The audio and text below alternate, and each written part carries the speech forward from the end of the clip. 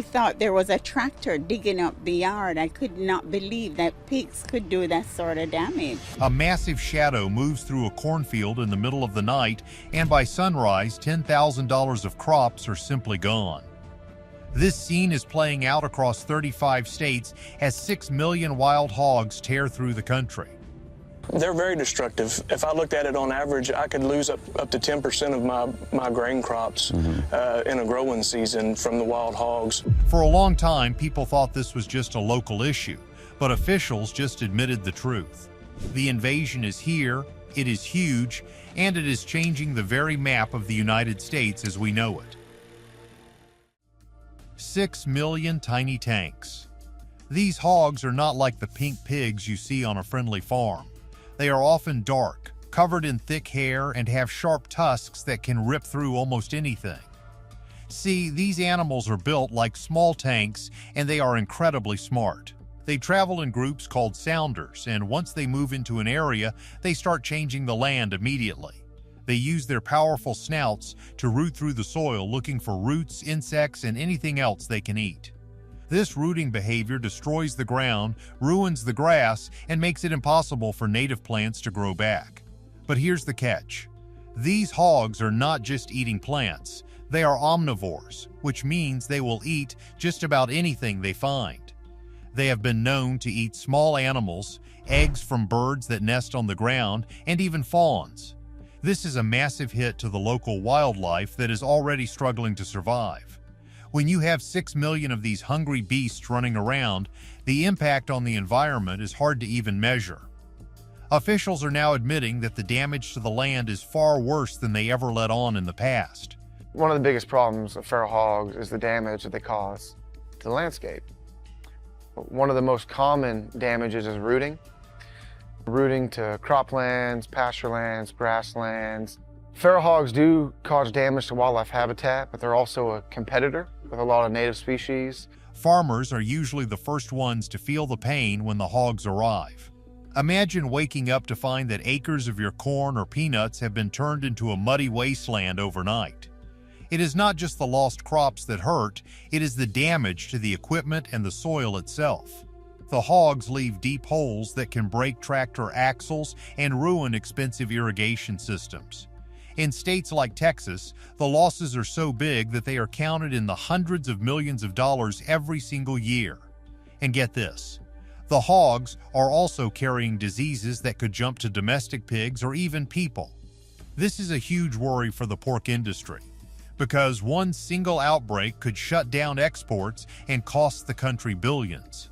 The government is finally admitting that they are worried about things like African swine fever, which has no vaccine and could be a total disaster for farmers.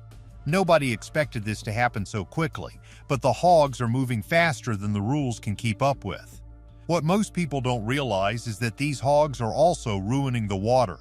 When they hang out in creeks and ponds, they leave behind waste that pollutes the water and makes it unsafe for other animals and people. This leads to erosion and eliminates the fish and plants that live in the water. It is a total collapse of the natural system, and it is happening in 35 states right now. The scale of the mess is truly hard to wrap your head around once you see the data. These pigs are smart, but their history is even weirder than you think. Roots of the problem. A lot of people are confused about where all these hogs came from in the first place. It turns out that this problem started a very long time ago, way back in the 1500s. Spanish explorers brought domestic pigs to the Americas because they were a great source of food that could survive a long ship journey. Back then, they would let the pigs roam free so they could find their own food, and then they would catch them when they needed meat. But, as you can guess, many of those pigs escaped and started living in the wild. Over hundreds of years, these escaped farm pigs turned into the feral hogs we see today. They became tougher, grew thicker hair, and learned how to survive in the deep woods and swamps. Then, in the early 1900s, people brought over Eurasian wild boars for hunting. These were even meaner and wilder than the farm pigs. Eventually, the two groups met and started having babies together. The result was a hybrid hog that has the best traits of both worlds. They are huge, they are smart, and they can survive almost any climate. The real kicker is how fast these animals can have babies. A single female hog can start having piglets when she is only 6 or 8 months old. She can have 2 litters every year, and each litter can have 6 to 8 piglets. If you do the math, that is a lot of hogs in a very short amount of time. Even if you remove a large number of them from the land, the ones that are left can repopulate the area in just a few months. It is like trying to empty the ocean with a spoon. For a long time, the population was mostly stuck in the southeast, especially in Texas and Florida. But then everything changed. People started moving the hogs around on purpose so they could hunt them in new areas. This illegal moving of animals is one of the main reasons they have spread to 35 states. It is a human-made problem that has spiraled out of control. Now the hogs are found as far north as Michigan and as far west as Oregon. Wait, it gets better. These animals are incredibly good at hiding. Even though they are large, they are mostly nocturnal, which means they do all their damage at night when nobody is watching. They can move through thick brush without making a sound, and they are very suspicious of anything new in their environment. This makes them very hard to track or trap. They learn from their mistakes too. If a hog sees its friend get caught in a trap, it will never go near that trap again. Little did they know that the changing weather would also help the hogs spread. Warmer winters in the north mean that more hogs can survive through the cold months. They are finding plenty of food in places where they used to freeze out. This is allowing them to push further and further toward Canada. Officials are now tracking what they call super pigs in the north, which are even larger and better at surviving the cold. These hybrids are the new frontier of the hog war. It is a billion-dollar disaster, and the farmers are losing the fight. Economic pig bomb. Basically, the financial cost of this hog invasion is big enough to threaten the entire economy of rural America. When you add up the damage to crops, fences, water systems, and the environment, the number is between $1.5 to $2.5 billion every single year. And that is putting it lightly, because many farmers do not even report the damage they see. They just try to fix it and move on, so the real number is likely much higher than what the officials are saying. One of the most overlooked aspects of this cost is the damage to the timber industry. Hogs love to rub against trees and root around the base of young saplings. This can eliminate the trees before they ever have a chance to grow. For people who grow trees for wood, this is a massive loss that takes decades to fix. They also destroy the roads and paths that people use to get into the woods, which makes it even more expensive to manage the land.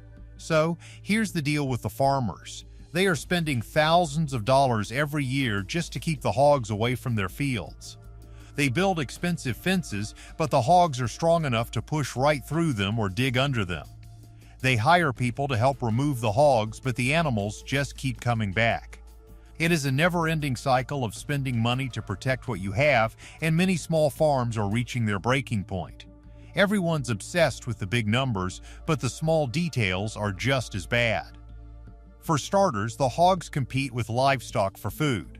If a hog gets into a pasture, it will eat the grass that cows need. They also drink the water and leave it too dirty for cattle to use. This means farmers have to buy more feed and spend more on water treatments, which drives up the price of meat for everyone at the grocery store. It is a chain reaction that hits everyone's wallet eventually. The hogs also pose a threat to the insurance industry. As they move closer to suburbs and cities, they are causing more car accidents. Hitting a 300-pound hog while you are driving 50 miles per hour is like hitting a brick wall. It causes thousands of dollars in damage and can be very dangerous for the people in the car. These accidents are becoming more common in states like South Carolina and Georgia, where the hog numbers are exploding near busy roads. But there was a catch they didn't see coming. That's the damage done when a car collides with a wild hog. Airbags deployed, extensive damage. Thankfully, everybody inside was wearing their seatbelt and they were not injured. The hog, however, not so lucky. This crash happened last night in Gunter on FM 121. The hogs are also damaging historic sites in public parks. They root up the ground at national battlefields and destroy native plant gardens in state parks. This is damage that you can't really put a price tag on because it is part of our history and our nature. Once a rare plant is gone because a hog ate it, it might be gone forever. Officials are finally admitting that they are losing the battle to protect these special places. The government has a plan, but the hogs are already one step ahead. Advanced hog control. Many are not seeing the truth here when it comes to how we try to stop these animals. For a long time, the main way to handle hogs was just to let people hunt them. But here is the part that everyone misses. Hunting might actually be making the problem worse. When hunters take out just 1 or 2 hogs from a group, the rest of the sounder gets scared and moves to a new area. They also become much more careful and harder to catch. This is called hunting pressure, and it has helped spread the hogs into new places. To everyone's surprise, the government has had to start using much more high-tech methods. The USDA has a special program that uses things like helicopters and thermal cameras to find and remove hogs from the air.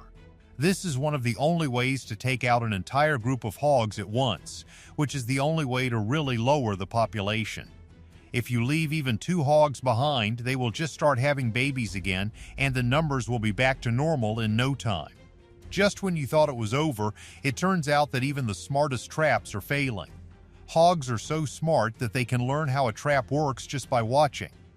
Now researchers are using something called a Judas pig. They catch a hog, put a tracking collar on it, and then let it go. Since hogs are social animals, that pig will lead the researchers straight to the rest of its group. Once they find the group, they can remove all of them at once. It sounds like something out of a movie, but it is one of the only things that works. This is where the story takes a hard left. Some people are now looking at using birth control for hogs. They are developing special bait that only hogs can eat, which would stop them from being able to have piglets. But there is a massive caveat. It is very hard to make sure that other animals like deer or bears don't eat the bait instead. If you accidentally stop the deer from having babies, you have created a whole new environmental disaster. The science is still being worked on, but it shows how desperate the situation has become. One of the most successful tools lately is the large drop net trap. These are giant nets that are hung over a spot where hogs like to eat. The researchers monitor the nets with cameras on their phones. When they see the entire sounder under the net, they can drop it with a single click from miles away. This takes out the whole family at once, which is the key detail to stopping the spread. But even with these tools, there are still millions of hogs out there that have never seen a trap. Fast forward to the part where the community gets involved. Some states are now passing laws that make it a crime to move a wild hog across state lines. They are also encouraging landowners to report any hog sightings immediately so they can send in a professional team. The idea is to have a fast response before a few hogs turn into 100. It is a massive effort that requires everyone to work together, but even then, the hogs are proving to be a very tough enemy.